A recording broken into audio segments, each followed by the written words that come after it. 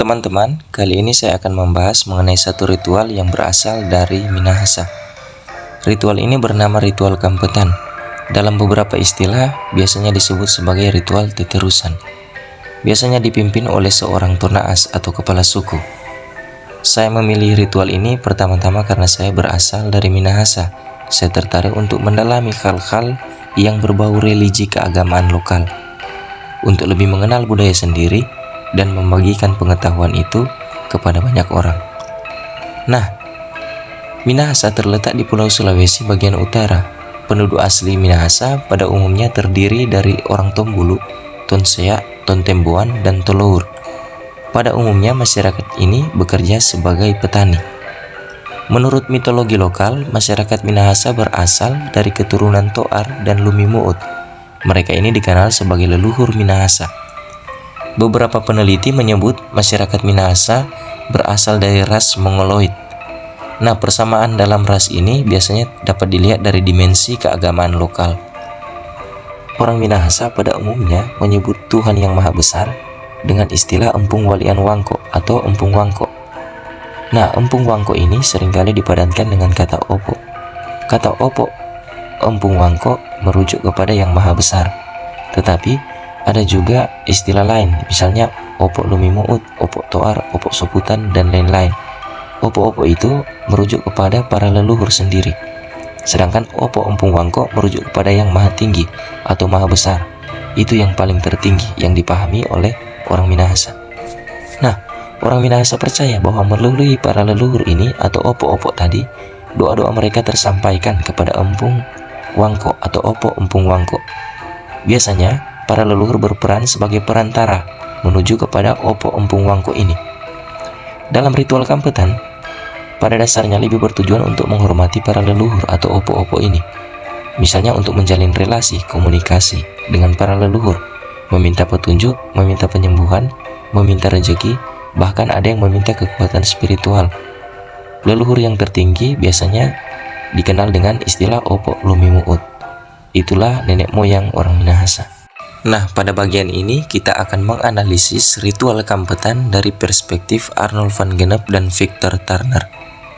Nah, menurut van Gennep, kehidupan individu adalah serangkaian peralihan dari suatu situasi ke situasi yang lain.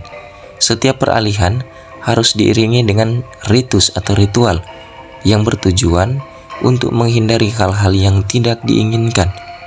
Dalam analisisnya mengenai peralihan ini, van Gennep mengelompokkan 3 tahap penting dalam proses transisi atau proses peralihan, yaitu tahap separasi, tahap liminalitas, dan tahap inkorporasi. Kemudian Victor Turner mengembangkan pemikiran van Gennep khususnya pada tahap liminality. Dalam ritual Kampetan, tahap separasi terjadi saat peserta yang khusus mengikuti ritual ini mempersiapkan dirinya dengan mengganti pakaiannya menjadi serba merah. Peserta ini hanya terdiri dari beberapa orang saja dan 1 orang tonaas atau kepala suku. Mereka ini yang nantinya akan berdiri di sekitar batu tempat ritual itu diadakan. Setelah mereka berdiri di sekitar batu, mereka akan melakukan magelei, yaitu menghentakkan kaki sebanyak 3 kali sebagai bentuk penghormatan. Kemudian, tahap liminalitas terjadi saat para peserta menyanyikan secara bersama-sama lagu Opo Wananatas.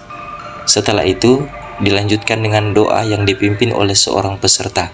Doa ini ditujukan kepada Opo Walian Wangko atau Opo Empung dengan tujuan untuk meminta izin melaksanakan ritual ini. Kemudian, tahap inkorporasi terjadi saat dimana tonaas dirasuki oleh roh leluhur. Nah, saat inilah terjadi interaksi antara peserta dengan leluhur melalui media tonaas ini. Di sini juga leluhur akan memberikan nasihat atau wejangan-wejangan penting bagi para peserta di situ.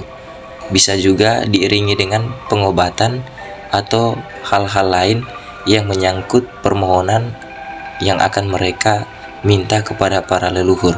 Ritual Kampetan saat ini sudah mulai berkurang karena perkembangan agama. Ini sejalan dengan pendapat James George Fraser bahwa agama menggantikan magis ke arah yang lebih tepat. Nilai-nilai magis pada ritual Kampetan seolah tidak terlalu ditonjolkan lagi dan lebih ke arah nilai-nilai budaya. Tetapi konsep yang sakral dalam ritual ini tetap ada, bahwa ada bagian-bagian ritual yang menekankan kehadiran dari yang tak terlihat. Sebagaimana Emil Durkheim melihat bahwa yang sakral sebagai inti dari kepercayaan dalam ritual keagamaan.